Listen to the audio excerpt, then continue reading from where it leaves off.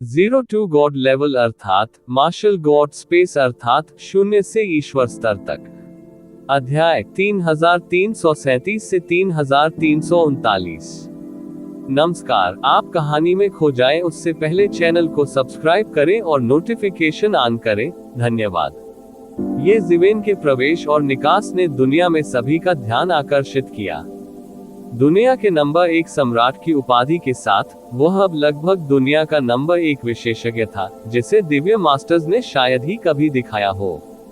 इसके अलावा उन्होंने कम प्रोफाइल भी नहीं रखी। वह अपनी बैंगनी आभा को 15 मिलियन मील तक खींचकर ले गया। उन शीर्ष विशेषज्ञों का तो जिक्र ही नहीं जो उस पर ध्यान दे रहे थे।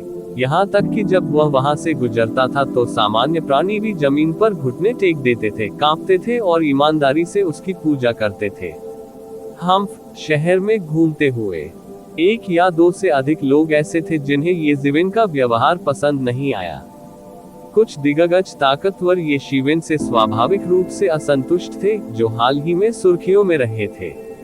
हालांकि वे जानते थे कि उसने जो किया है वह आम लोगों के लिए करना कठिन है, फिर भी वे अपने दिलों में दुखी थे। उन्हें नहीं पता था कि इतने जूनियर ने कब दाव हासिल किया था, लेकिन वह उनके सिर के ऊपर चढ़ गया था और दुनिया का तथाकथित नंबर 1 व्यक्ति बन गया था। इससे वे कैसे प्रसन्न हो सकते थे?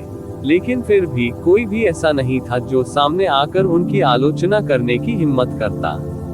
जिन लोगों ने ये जीवेन के खिलाफ जाने की हिम्मत की, वे पहले से ही बुजो पवित्र पर्वत पर हमला करने के लिए सेना में शामिल हो गए थे और उससे आसानी से हार गए थे। ये जीवेन ने फॉर्चून डिवाइन कैपिटल में प्रवेश किया था और आकाश में भरे बैंगनी बादलों को इकट्ठा किया था। यह उनकी सामान्य कम महत्वपूर्ण शैली से मेल नहीं खाता था। हालांकि वह एक बात जानता था, कभी कभी कम महत्वपूर्ण रहना अच्छी बात थी। हालांकि यह अच्छी बात नहीं होगी अगर सब कुछ कम महत्वपूर्ण हो। उसे अभी भी उच्च कुंजी होना था। उसे सभी को बताना था कि वह कितना शक्तिशाली है। यदि उनकी जगह युद्ध सम्राट जैसे किसी सम्राट ने ले ली होती, जो प्राचीन काल से अस्तित्व में था, तो क्या अभी भी सम्राटों द्वारा बुजो पवित्र पर्वत को घेरने जैसी स्थिति होती? इस समय वह मानव जाति का ध्वज था। उनकी कम कुंजी कई लोगों को ये सोचने पर मजबूर कर देगी कि मानव जाति कमजोर है और उसे धमकाना आसान है। इस अराजक दुनिया में जहां हजारों नस्लें बढ़ रही थीं, तथाकथित शांतिपूर्ण विकास एक मजाक था। वहां केवल जीवन और मृत्यु थी। केवल सख्त होने से ही लोग यह नहीं सोचेंगे कि उन्हें धमकाना आसान है।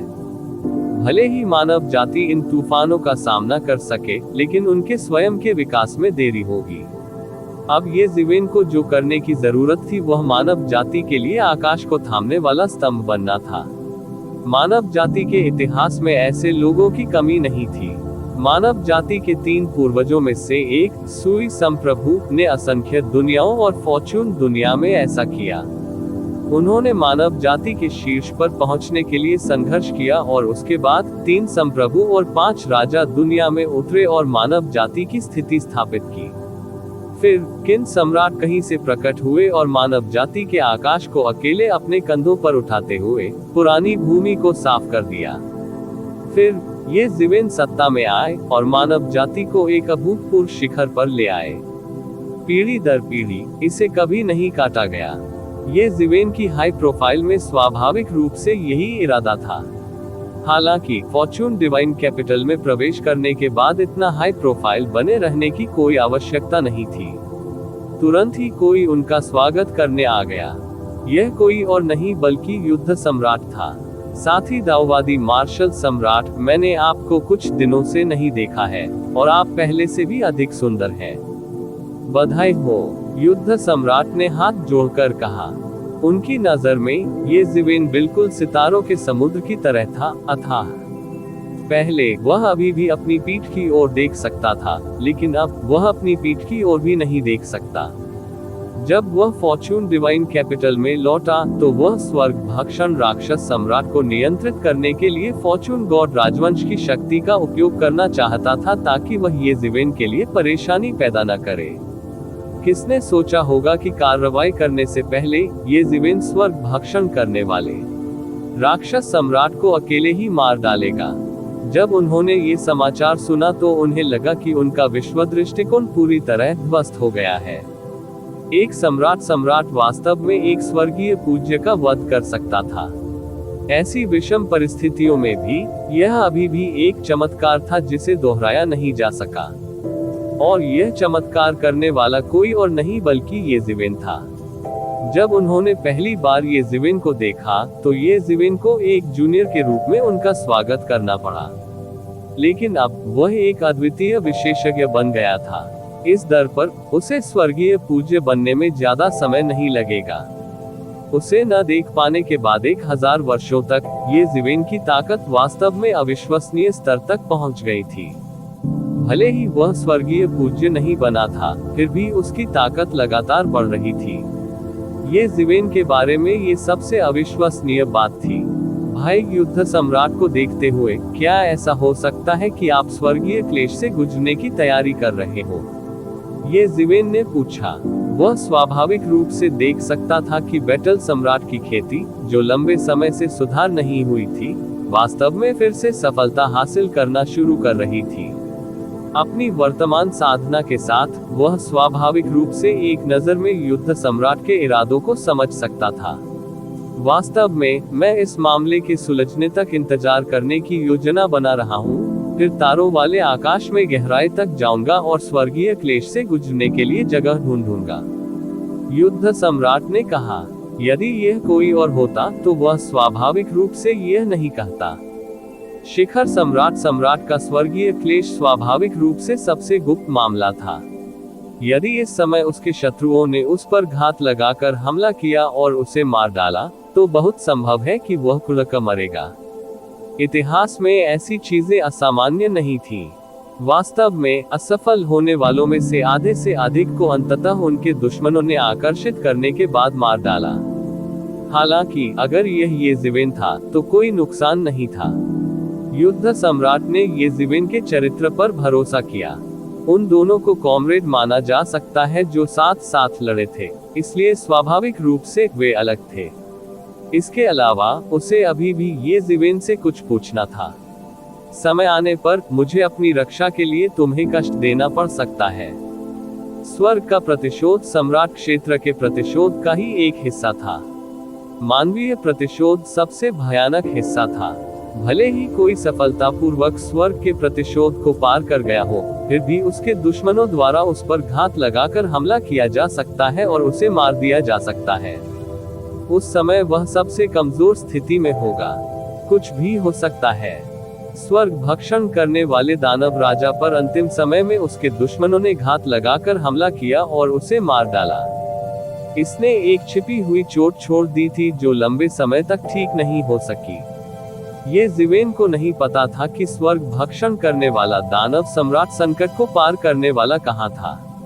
अन्यथा वह शायद स्वर्गीय क्लेश में शामिल हो जाता और स्वर्ग भक्षण करने वाले दानव सम्राट को मार डालता, जो क्लेश को पार कर रहा था।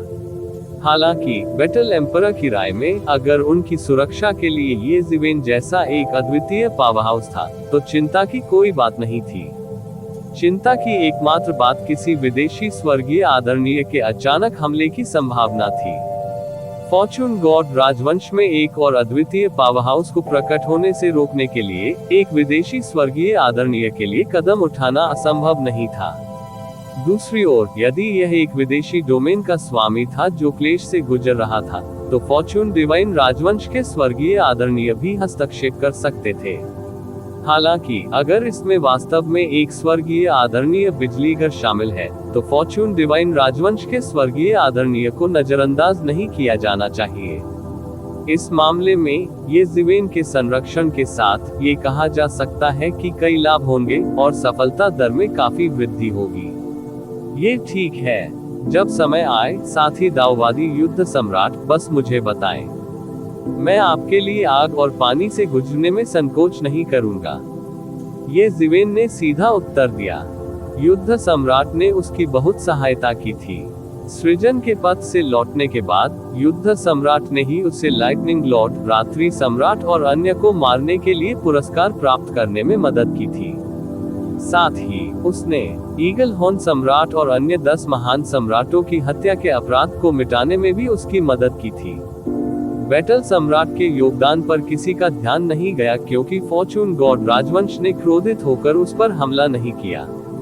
ये जिवेन ने ये बातें जोर से नहीं कही, लेकिन उसने इन्हें अपने दिल में याद रखा। यह उल्लेख करने की आवश्यकता नहीं है कि भविष्य में उसे युद्ध सम्राट की सहायता की आवश्यकता हो सकती है। साधना के पथ पर लोगों के लिए एक दूसरे की मदद करना आम बात थी। उस स्थिति में मुझे आपको धन्यवाद देना होगा, युद्ध सम्राट ने हाथ जोड़कर कहा। उसका दिल शांत था। अनगिनत साल बीत चुके थे और आखिरकार वह ये कदम उठाने जा रहा था। एक बार जब वह इस चरण को पार कर लेगा तो सब कुछ पूरी तरह से अलग हो जाएगा। वह कुछ शासकों में से एक बन जाएगा। हालांकि मैंने नहीं पूछा, फॉर्चून गॉड राजवंश ने मुझे जबरदस्ती फॉर्चून गॉड कैपिटल में क्यों बुलाया? ये जिवेन ने पूछा, जिस कारण उसने अपना त्याग कर दिया। इस बार बंद दरवाजे की खेती न केवल इसलिए थी क्योंकि उनकी खेती चरम पर पहुंच गई थी, बल्कि इसलिए भी क्योंकि उन्हें फॉर्चून गॉड राजवंश द्वारा फॉर्चून गॉड कैपिटल में बुलाया गया था। उन्हें फॉर्चून क्षेत्र में प्रवेश किए और फॉर्चून गॉड राजवंश में शामिल हुए कई हजार साल हो गए थे, लेकिन उन्हें कभी कोई आधिकारिक डिक्री नहीं मिली थी। हालांकि जिस बात ने उन्हें थोड़ा नाखुश किया वो डिक्री का कृपालु और दबंग लहजा था।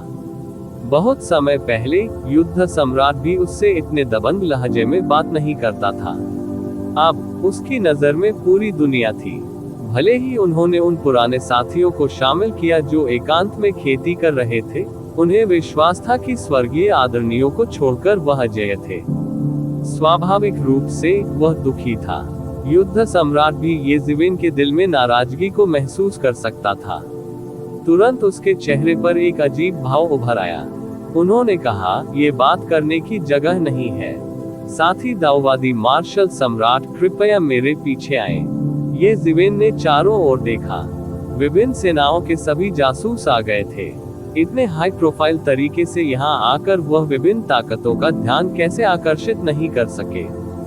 ये पहली बार नहीं था जब उसने फॉर्चून गॉड राजवंश में प्रवेश किया था।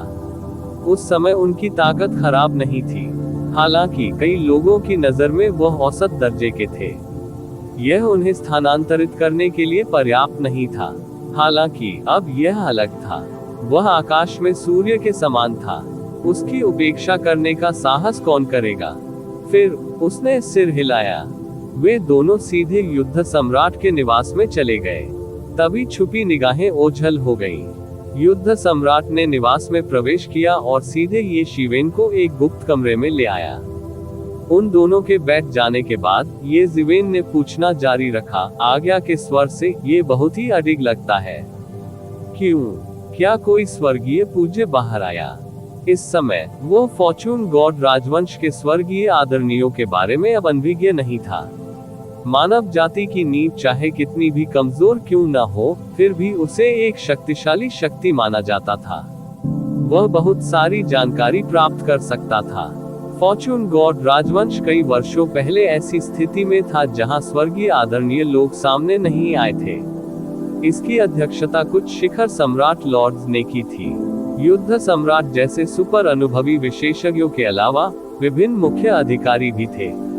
वे सभी नौवें क्षेत्र के सुपर विशेषज्ञ थे। आमतौर पर जब स्वर्गीय आदरणीय बाहर नहीं आते थे तो वे अदालत के मामलों को संभालते थे। कोई नहीं जानता था कि स्वर्गीय आदरणीय क्या कर रहे थे।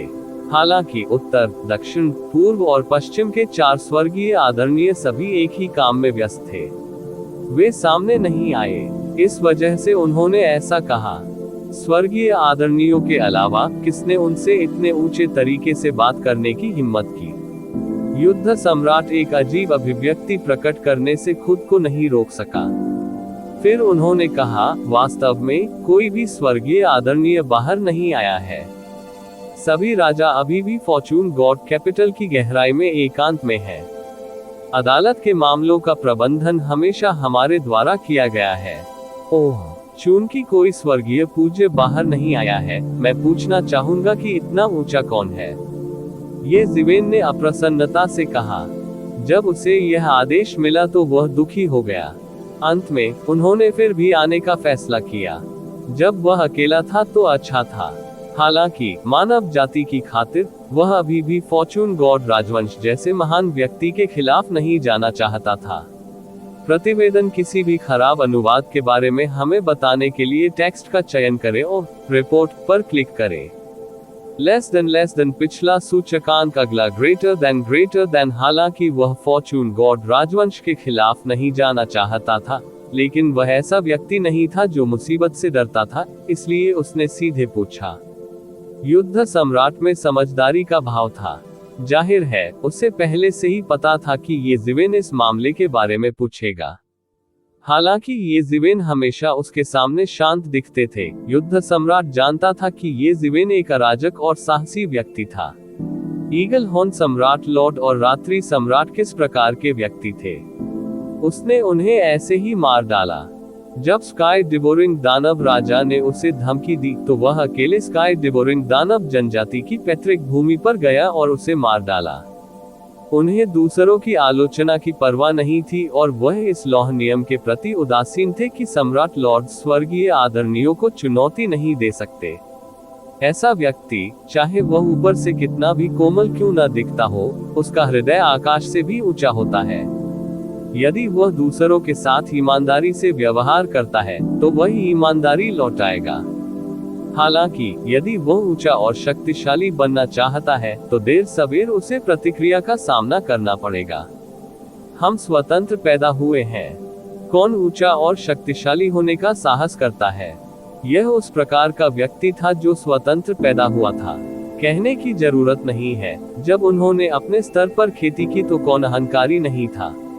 यदि वह ये ज़िवेन के स्थान पर होता तो वह भी बेहद दुखी होता।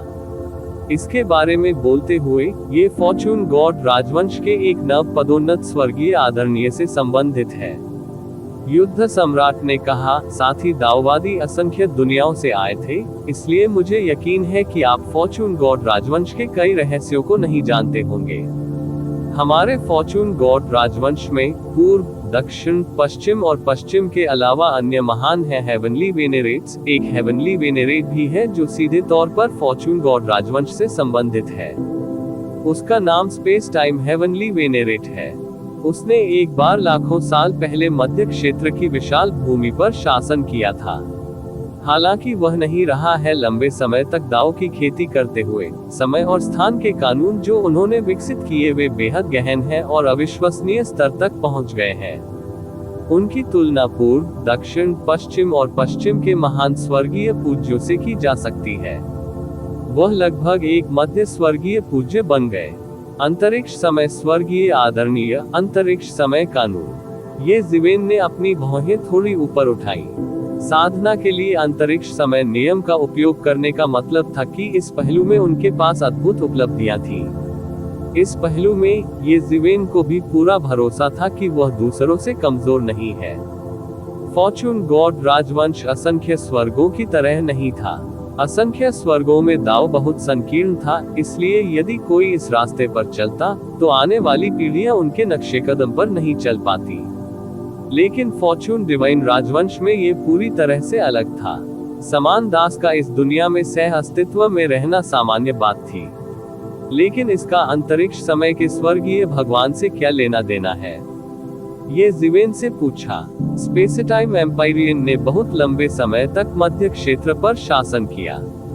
हालांकि वह मध्य एम्पायरियन नहीं बन पाया, लेकिन उसकी प्रतिष्ठा नहीं गिरी। बाद में वह उत्तर, दक्षिण, पूर्व के साथ साथ फॉर्चून डिवाइन कैपिटल की गहराई में भाग गया और पश्चिमी साम्राज्य। वह कई वर्षों से किसी भी मामले में शामिल नहीं है। बैटल थेर्च ने कहा। अभी कुछ समय पहले स्पेसटाइम हेवनली लॉर्ड, जो कई वर्षों से किसी भी मामले में शामिल नहीं थे, ने अचानक फॉर्चून गॉड राजवंश के अधिकार को संभालने के लिए गॉड सम्राट रूई को भेजा। उन्होंने फॉर्चून गॉड कैपिटल के सभी विशेषज्ञों को भी इकट्ठा किया। दाववादी मार्शल सम्राट, आप उनमें से केवल एक हैं। सम्राट भगवान रूई। उस मामले में यह आदेश भगवान सम्राट रूई द्वारा दिया गया था। ये ज़िवेन ने तुरंत युद्ध सम्राट के शब्दों के मुख्य बिंदु को समझ लिया। हर चीज सम्राट भगवान रूई से संबंधित होनी चाहिए। कोई संबंध होना चाहिए। लेकिन इस सम्राट गॉड रूई की पृष्ठभूमि क्या है? वह फॉर्चून गॉड कैपिटल का प्रभारी कैसे हो सकता है और फॉर्चून गॉड राजवंश के नाम पर एक डिक्री कैसे जारी कर सकता है? ये जिवेन थोड़ा उत्सुक होने के अलावा कुछ नहीं कर सकी। किसी को पता होना चाहिए कि युद्ध सम्राट जैसे एक शानदार अनुभवी सम्राट, जिसकी खेती बहुत ऊंची थी और जिसने दुनिया को जीतने के लिए फॉर्चून गॉड मोनार्क का अनुसरण किया था, ने ये कहने की हिम्मत नहीं की कि वह फॉर्चून गॉड में एक हाथ से आकाश को कवर कर सकता है। पूंजी। वह केवल इतना ही कह सका कि उसके पास बहुत अधिकार है। हालांकि अभी भी विभिन्न मुख्य अधिकारी और युद्ध सम्राट एक दूसरे के साथ प्रतिस्पर्धा कर रहे थे। ये सम्राट भगवान रूई वास्तव में नायकों को आदेश दे सकता था। युद्ध सम्राट जैसे अनुभवी सम्राट को भी सिर झुकाकर उसकी आज्ञा का पालन करना पड़ता था। ये दुर्लभ था। ये जिवेन को विश्वास नहीं था कि सम्राट गॉड रूई की खेती इतनी ऊंची थी कि वह अजेय था। अपने साधना स्तर पर वे हर चीज में पारंगत थे। उन्होंने ये कहने का साहस किया कि कोई भी सम्राट उनकी तुलना नहीं कर पाएगा। युद्ध सम्राट के लिए भी उसका आदर करना तो संभव था, परंतु युद्ध सम्राट को सिर झुकाकर उसकी आज्ञाएं मनवाना उसके लिए असंभव था। जब तक वह स्वर्गीय प्रभु नहीं बन जाता, यह असंभव था। हाँ, ये सम्राट भगवान रूई वास्तव में जेड रूई से बना था, जिसे स्पेसटाइम हेवनली लॉर्ड अपने साथ ले गए थे। जब वह बाहर यात्रा करते हैं तो यह उनके सामने खड़े स्पेसटाइम हेवनली लॉर्ड के बराबर होता है। इसके अलावा उनकी खेती किसी से कम नहीं है मेरा, इसलिए यह अवश्यंभावी है कि वह थोड़ा अहंकारी है। युद्ध सम्राट ने कहा। ये बात वो समझ सकते थे। ये जिवेन के प्रति उसके मिलनसार रवैये से मूर्ख मत बनो। वह था क्योंकि ये जिवेन के पास ऐसा करने की योग्यता थी। वह दूसरों के प्रति इतना मिलनसार नहीं होगा। बेशक आम लोगों में उनके करीब जाने की योग्यता भी नहीं थी। ये सिर्फ इतना है कि सम्राट गॉड रूई इन सभी वर्षों में स्पेसटाइम हेवनली लॉर्ड की सेवा कर रहे हैं। वह पूरे वर्ष फॉर्चून गॉड कैपिटल के भीतर एक अलग विमान में रहे हैं। यह उचित है कि दाववादी मार्शल सम्राट उन्हें नहीं जानते हैं। ये जिवेन स्वाभाविक रूप से समझ गए कि युद्ध सम्राट का क्या मतलब है। यह उचित था कि वह सम्राट गॉड रूई को नहीं जानता था। दूसरी ओर सम्राट गॉड रूई लंबे समय से एक अलग विमान में थे। वह वर्तमान अभिजात वर्ग को नहीं जानता था और यह सामान्य था कि वह ये जिवेन को नहीं जानता था। वह तुरंत समझ गया कि सम्राट भगवान रूई को स्पेसटाइम हेवनली लॉर्ड का समर्थन प्राप्त था। इस बात का जिक्र नहीं कि उसकी अपनी ताकत अत्याचारी थी। युद्ध सम्राट के संदर्भ में उन्हें उस समय स्वर्गीय भगवान के नीचे नंबर 1 व्यक्ति होने की प्रतिष्ठा प्राप्त थी। बात सिर्फ इतनी थी कि उस समय काफी विवाद हुआ था। वह ये जिवेन जितना योग्य नहीं था, जिस पर हर कोई विश्वास करता था। वह कल्पना नहीं कर सका कि ये जिवेन अब कितना अत्याचारी था। वह कल्पना कर सकता था कि युद्ध सम्राट पहले से ही अपनी सीमा पर था। स्वाभाविक रूप से वह उसके प्रति विनम्र नहीं होगा। इसमें कोई आश्चर्य नहीं था कि युद्ध सम्राट नौकर शब्द का प्रयोग करेगा। हालांकि एक सम्राट स्वर्गीय भगवान जितना शक्तिशाली नहीं था, वह एक ऐसा व्यक्ति भी था जिसने महान उपलब्धियां हासिल की थी। एक साधारण रिश्ते के लिए नौकर बनना असंभव था। भले ही बैटल सम्राट और बटरफ्लाई सॉवरेन गुरु और शिष्य हों, बटरफ्लाई सॉवरेन उनका साथ नहीं दे पाएंगे। आखिर वह भी तो एक शासक थी। हालांकि सम्राट गॉड रूई और स्पेसटाइम हेवनली लॉर्ड के लिए यह एक और मामला था। सम्राट गॉड रूई आध्यात्मिक ज्ञान प्राप्त करने और इस स्तर तक खेती करने में सक्षम थे।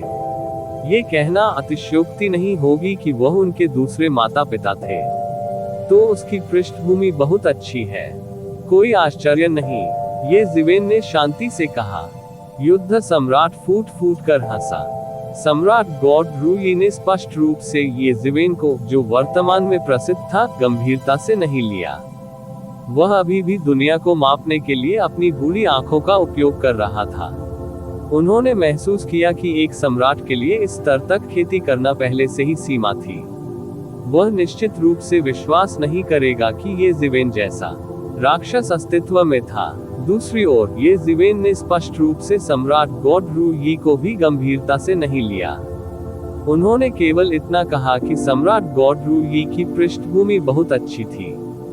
जहां तक सम्राट गॉड रु यी की खेती और ताकत की बात है, ये जिवेन को इसकी बिल्कुल भी परवाह नहीं थी।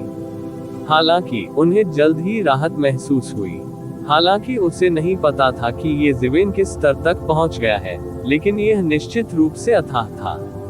यह ऐसा कुछ नहीं था जिसकी तुलना उसके स्तर के किसी व्यक्ति से की जा सके। नींव जैसी मजबूती के साथ इसमें कोई आश्चर्य नहीं था कि उन्होंने सम्राट गॉड रु यी को गंभीरता से नहीं लिया। उसके पास ऐसा करने की योग्यता और ताकत थी। लेकिन मैं ये जानना चाहता हूँ कि आपने हमें इतने धूमधाम से यहाँ क्यों बुलाया? ये जिवेन पूछने के अलावा कुछ नहीं कर सकी। मैं विशिष्टताओं के बारे में बहुत स्पष्ट नहीं हूँ।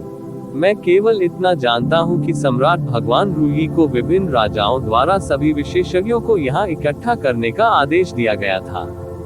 जहाँ तक विशिष्टताओं की बात है, मुझे उनके व्यक्तिगत रूप से बताने का इंतजार करना होगा। युद्ध सम्राट ने कहा। ठीक है, उस स्थिति में आइए चलें और इस सम्राट गॉड रु यी से मिलें। ये जिवेन को समय बर्बाद करने की परवाह नहीं थी। किसी को पता होना चाहिए कि वह अब स्वर्ग के प्रतिशोध से गुजरने से केवल एक कदम दूर था। एक बार जब वह स्वर्गीय भगवान बन गया, तो वह दुनिया के शासकों में से एक बनने में सक्षम हो जाएगा। हाँ, युद्ध सम्राट ने ज्यादा कुछ नहीं कहा। उसने उन दोनों को सीधे महल में एक टेलीपोर्टेशन एरे के माध्यम से एक द्वितीयक विमान में भेजा। पूरा स्थान पक्षियों के गायन और फूलों की खुशबू से भर गया। यह अमर दृश्य जैसा लग रहा था। हर तरफ बादल और धुंध छाई रही। बादलों और धुंध के इस माहौल में सफेद जेट से बना एक ऊंचा सिंहासन हवा में तैर रहा था। सिंहासन पर एक शक्तिशाली व्यक्ति बैठा था। कोई विशिष्ट आंकड़ा नहीं देख सका, लेकिन कोई इन आंकड़ों की ताकत को महसूस कर सकता था। उनमें से कोई भी एक शक्तिशाली व्यक्ति था जो पूरे फॉर्चून गॉड राजवंश को प्रभावित कर सकता था। इन सिंहासनों के बीच एक ऐसा सिंहासन था जो स्पष्ट रूप से बाकी सभी सिंहासनों से ऊंचा था। उस पर एक जेड जैसा अधेड़ उम्र का आदमी बैठा था। उसका चेहरा चाकू की तरह तेज था और उसकी आंखें दो तलवारों की तरह तेज थी जो काट सकती थीं कुछ भी। ये जिवेन और युद्ध सम्राट के आने के बाद उन दोनों के अनुरूप दो सिंहासन स्वचालित रूप से नीचे से उठे।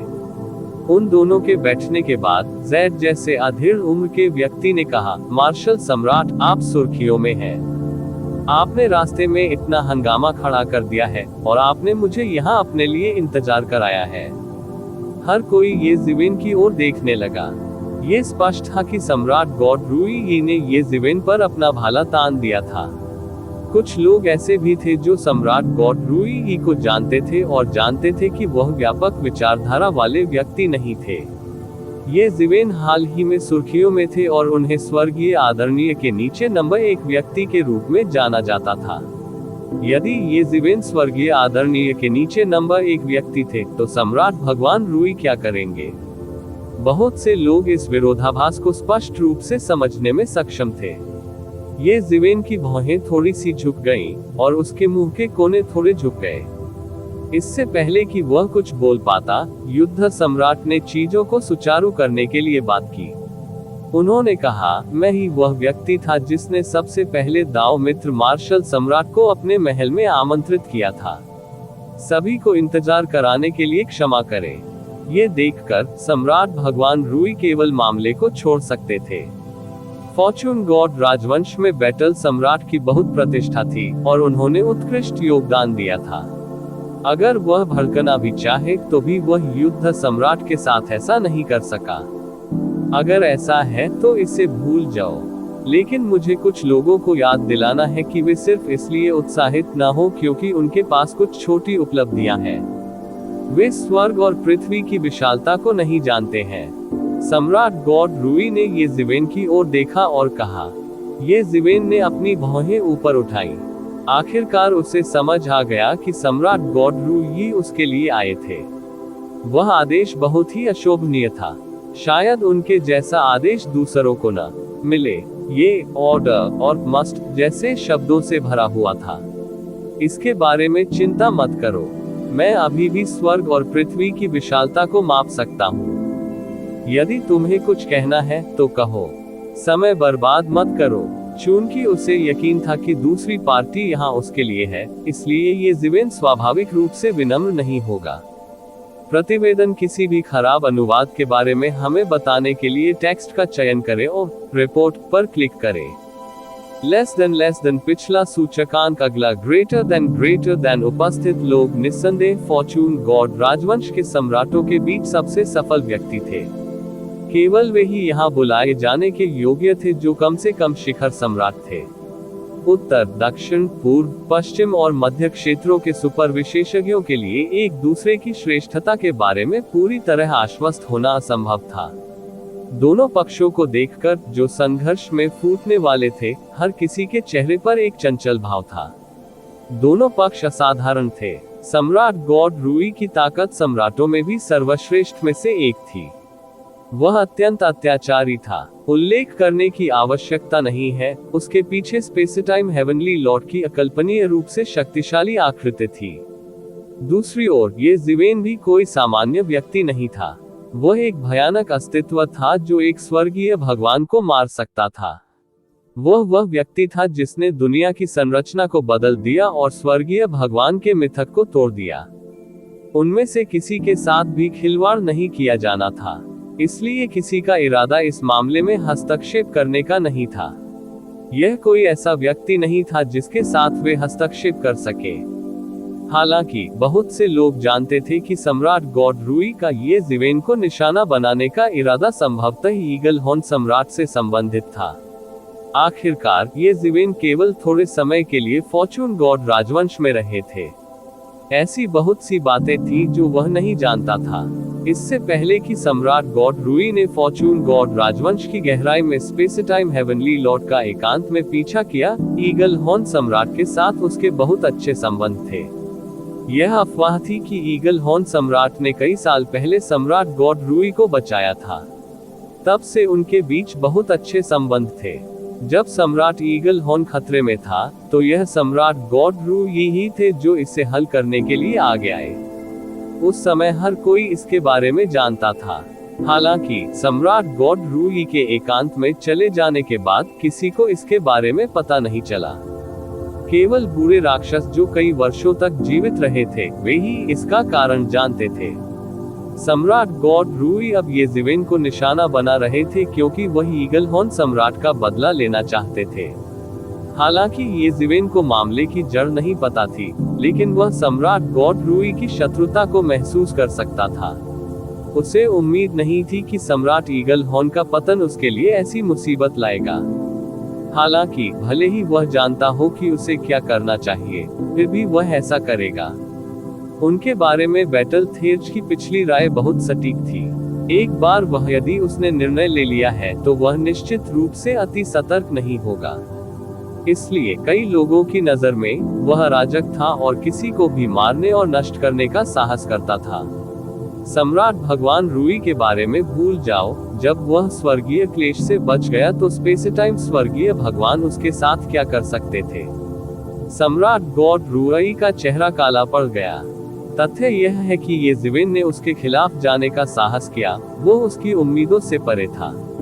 शुरू में उन्होंने सोचा कि ये ज़िवेन अभिमान करने की हिम्मत नहीं करेगा क्योंकि वह फॉर्चून गॉड राजवंश का प्रतिनिधित्व कर रहा था। जहां तक ईगल हॉर्न मोनार्क से बदला लेने की बात है, वह धीरे धीरे किया जाना था।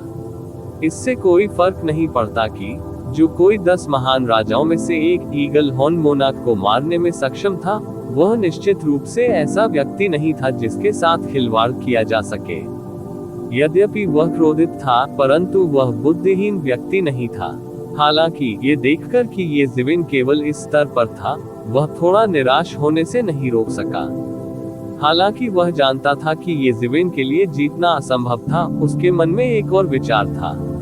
यदि ये ज़िवेन इस अपमान को सहन नहीं कर सका और गुस्से में आकर फॉर्चून गॉड राजवंश के खिलाफ विद्रोह कर दिया, तो वह ये ज़िवेन से निपटने के लिए फॉर्चून गॉड राजवंश के संसाधनों को जुटा सकता था। चाहे वह कितना भी शक्तिशाली क्यों न हो, भले ही वह सबसे शक्तिशाली सम्राट हो जो स्वर्गीय गुरुओं का वध कर सकता था, फिर भी वह एक दयनीय मौत मरेगा। कोई भी फॉर्चून दिव्य राजवंश का विरोध नहीं कर सका। दुर्भाग्य से ये जीवेन ने उसे अपने रास्ते पर चलने नहीं दिया।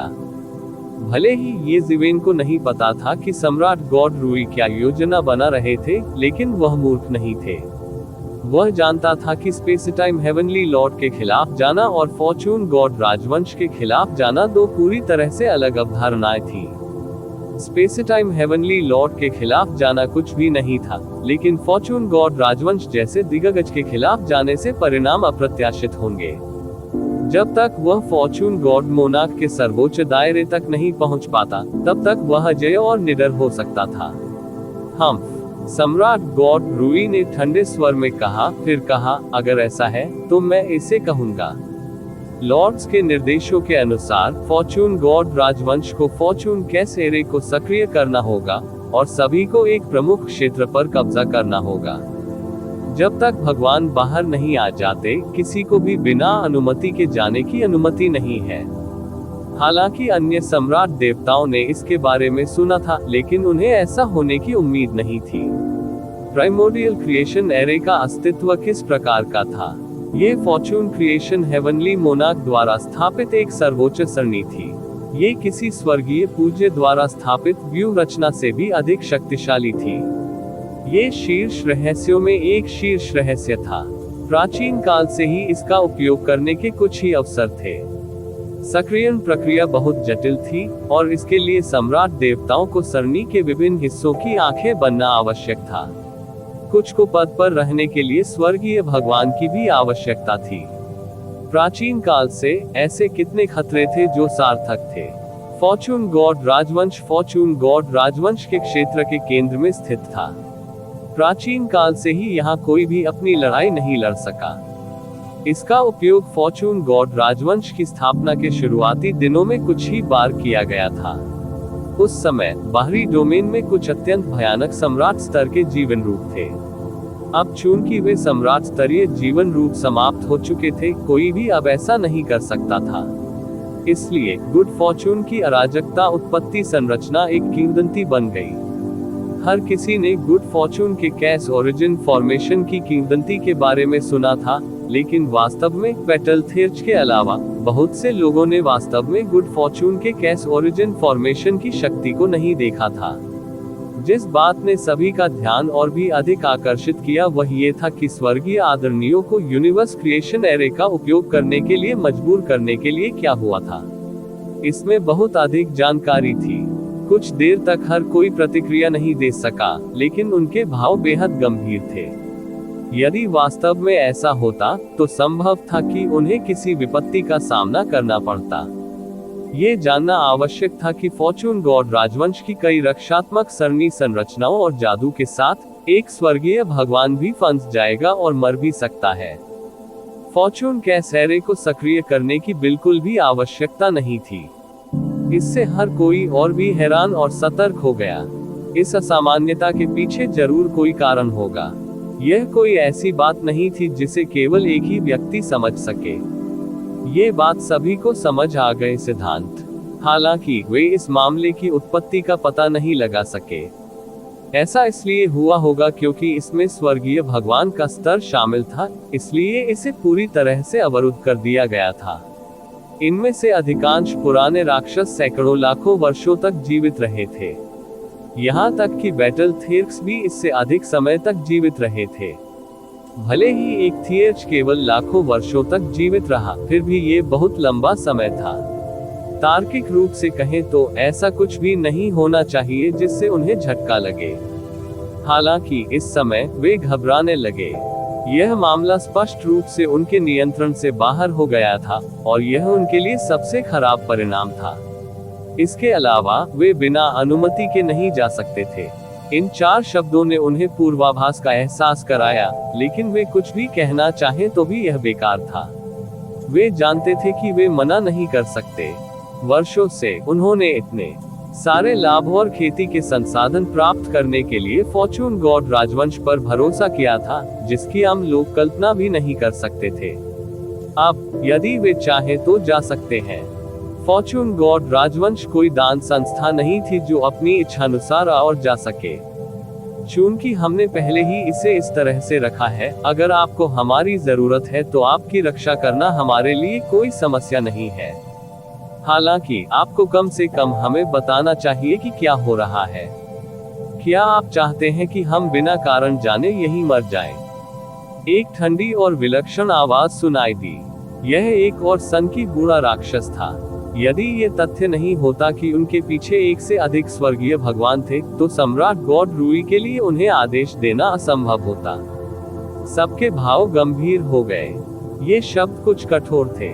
उन्हें संप्रभु सम्राटों को यहाँ मरने के लिए कहने से अधिक दुष्ट कुछ भी नहीं था। हर कोई सम्राट गॉड रूई की ओर देखने लगा। इस व्यक्ति ने केवल अपने मन की बात कही थी। इस समय वे स्वाभाविक रूप से वह उत्तर सुनना चाहते थे जो वे सुनना चाहते थे। ये जिवेन ने अपना सिर कुर्सी के पीछे झुका लिया और आराम करने के लिए अपनी आंखें बंद कर ली। उसके मुंह के कोने मुस्कुराहट में बदल गए और उसकी उंगलियां लयबद्ध रूप से आर्मरेस्ट पर थपथपाने लगी। यह मामला बहुत बड़ा था और वह अकेला नहीं था जो चिंतित था। यदि कोई यह कहे कि वह राजक था और उसका व्यक्तित्व सख्त था, तो क्या हुआ यदि वह उन पुराने राक्षसों में से एक था? उनमें से बहुत से लोग ऐसे थे जिनका स्वभाव खराब था।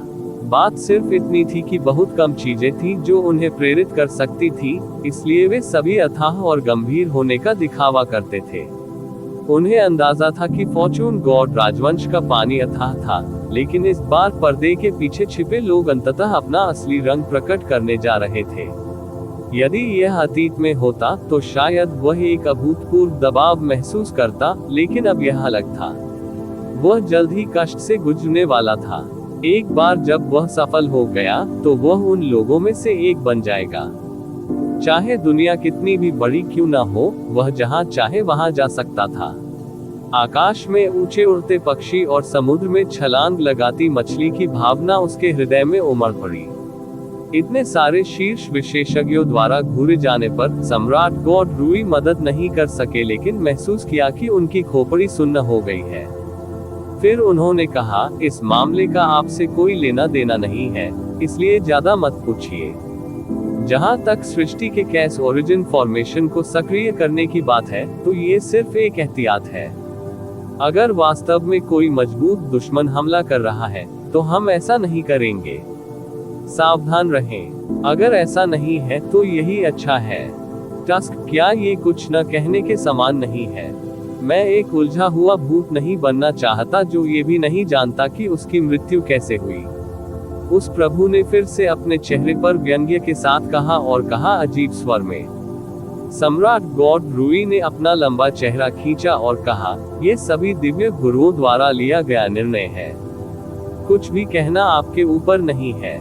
यदि आपके कोई प्रश्न है तो दिव्य गुरुओं के एकांत से बाहर आने की प्रतीक्षा करें। अब मेरे आदेशों को सुनो। आज से फॉर्चून गॉड कैपिटल क्रिएशन के कैश ओरिजिन फॉर्मेशन को सक्रिय कर देगा।